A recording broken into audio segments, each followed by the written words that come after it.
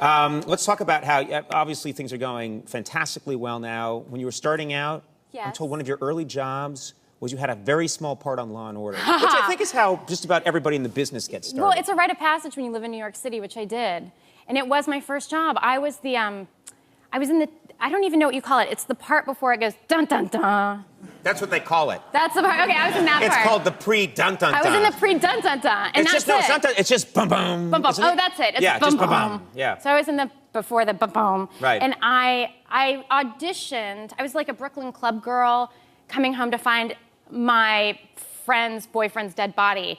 And I went into the audition and I said, well, while I'm here, can I just audition for the girlfriend of the dead body? Because that girl gets to scream, as opposed to just standing by the girl who screams. Right, so you want the screaming part. I wanted to scream, so I screamed in the audition and I got to play the girl who screams. You must have a good scream.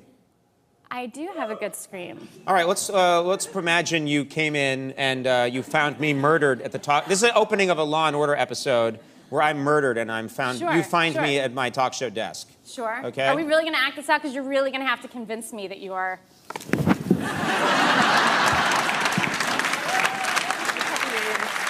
ready?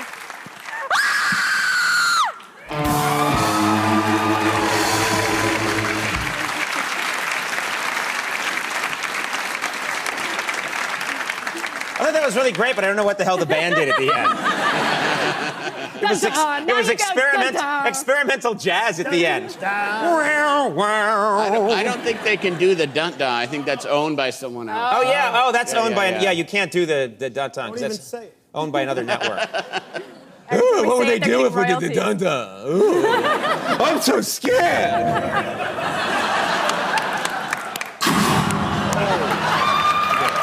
Is there something like that? What? Something like that, yeah.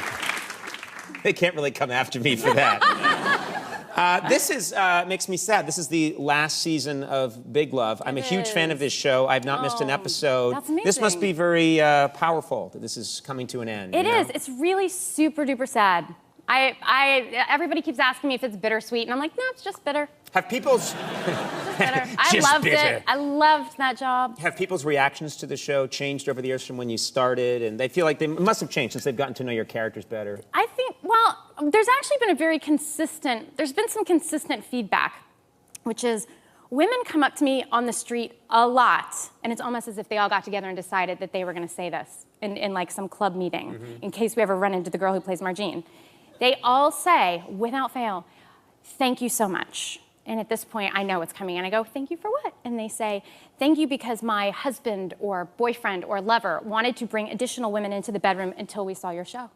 Well, you do portray just how freaking hard it would be yes, we do. to keep 3 marriages going at the same time, and sometimes more. Not that I did anything.